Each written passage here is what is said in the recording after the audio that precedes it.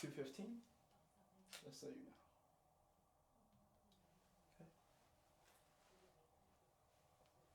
Hi, Jean Filipiak. We're on Mission S. So, what does the S stand for again? It stands for steadiness. And it's how you respond to the pace of your environment. The higher you are on the S, the more you need a slower pace of environment. So, when you're looking at that S, 50 to 100% S's, these individuals are steady, they're patient, they're consistent, they're harmonious, and they need that slower pace of environment. At times, S's are resistant to change. Now, it's important for me to kind of go deeper into the percentages here, because with an S, if you're 70% to 100% S, you're the type of person that loves projects. You love to complete a project from conception to completion. And you are going to be that individual that is going to be poker face, because the emotions that go with a high S is not emotion. They have emotions. It's just that on a good day or a bad day, you can't tell the day that they're having. So that's 70 to 100% S. As they're finishing a project from conception to completion, they probably can have about 3 or 4 projects going on at a time. If you add a 4th or a 5th project, that you may see a body change depending on how they are reacting to that situation. They may need to shut the door, they may need to better time management throughout their course of their professional life or the project that they're working on. So 70% to 100% S's, they are going to be resistant to change. They will only change if the change makes sense to them and if there's a purpose to that change. Now, for every 10 points we're going down, gives them an opportunity to increase their ability to change and react in a faster pace of environment, right? Because that's what we're talking about. We're talking about the pace. So 50% to 70% S's, they can handle a faster pace of environment, and now they can take on a lot more projects. So a 50 to 70% S, they're probably looking at anywhere between 5, 6, 7 projects going on at a time, and they still need to finish them from conception to completion. They still embody the same characteristics of the higher S, so they're still patient, they're still consistent, they're still steady, and they're still very harmonious. They're still on a good day, you can't tell the day that they're having, and on a bad day, you can't tell the day that they're having. They're very even keel.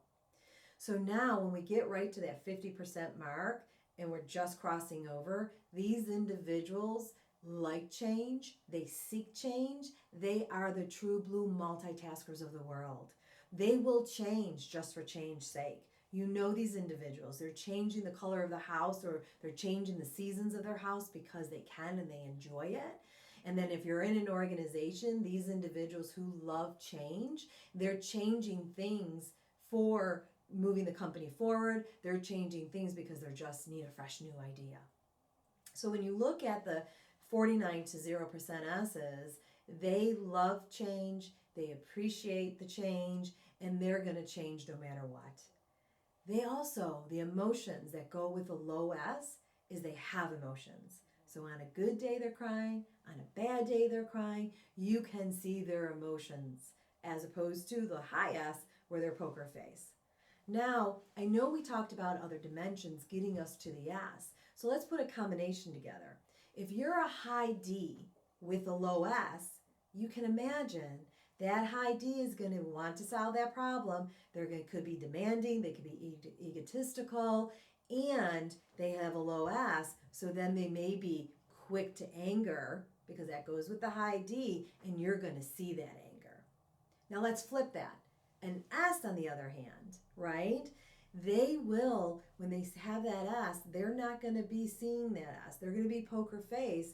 So then therefore there could be a huge conflict between a low S and a D and a high S and a D. Okay, just by the sheer portion of the emotions that we are measuring.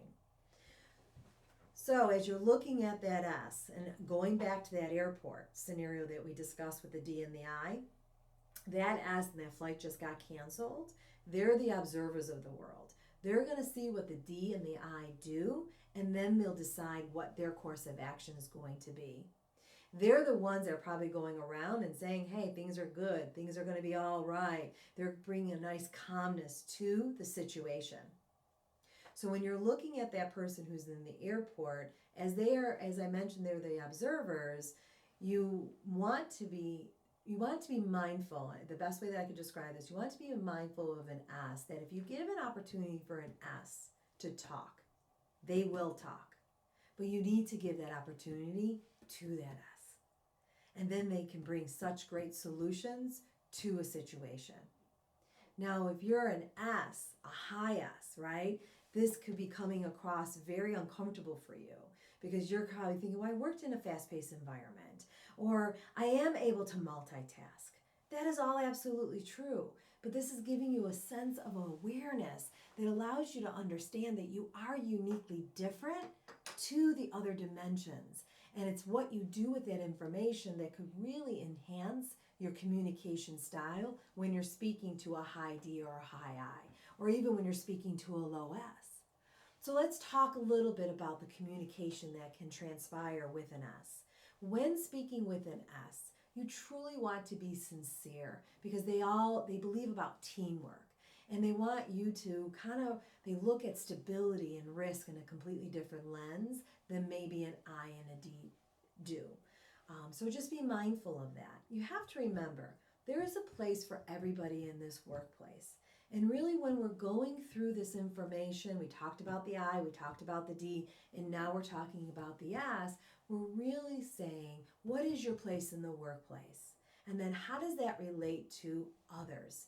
How does that relate to the person that I'm going to be interviewing with?